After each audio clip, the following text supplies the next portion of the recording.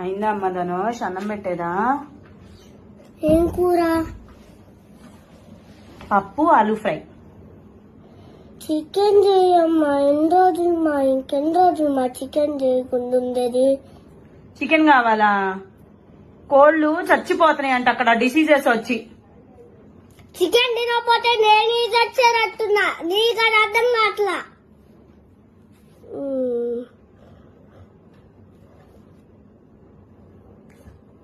నువ్వు పో అమ్మా, నువ్వు వెళ్ళి తినిపో పప్పు. నాకొద్దులే పప్పు. ఏందిరా అంటున్నా? ఏం లేదులేమ్మా, తినిపో నువ్వు వెళ్ళి.